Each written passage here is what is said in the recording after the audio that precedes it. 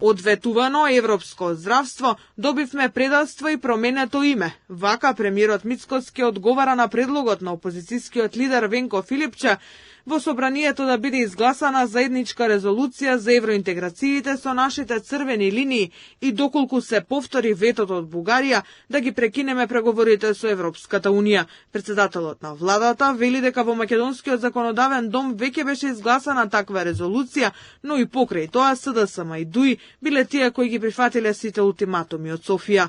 Мислам дека СДСМ и Демократската унија за интеграција го подценуваат народот и граѓаните и играат на картата на кратка меморија.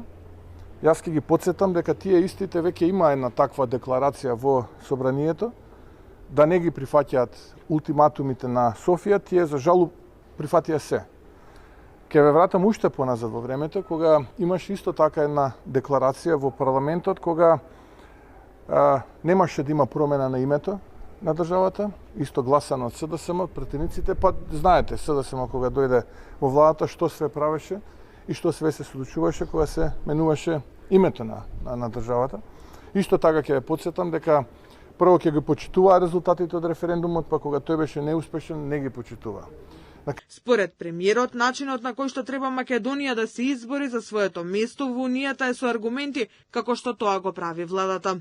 Тоа што на граѓаните на Македонија и треба една јасна политика, една јасна визија, на борба со аргументи, стекнување пријатели, објаснување на нашите аргументи, нашата позиција како влада ја знаете, не треба да ја повторувам, така што тој тип на итроштини ќе ги оставиме во минатото, кое што е поразено. Имаме иднина која што е иднина на развој, на реформи, на градба и така натаму. Владата води неискрена политика во однос на европските интеграции и свесно го пролонгира процесот, смета пак лидерот на СДСМ Венко Филипче.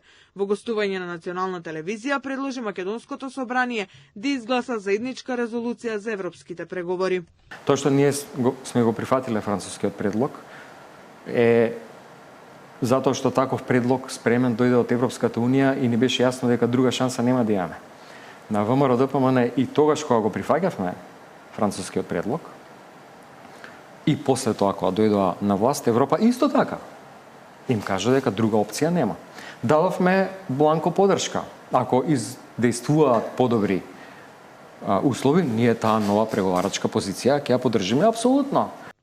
Македонското собрание на 29 јули пред 4 години изгласа резолуција со 95 гласа за и донесе одлука преговорите со Европската Унија да се водат со должно почитување на меѓународното право и без никакво условување, како и со почитување на достоинството на македонскиот народ. Една година подоцна, тогашната власт го прифати францускиот предлог со кој за Македонија се условија европските интеграции.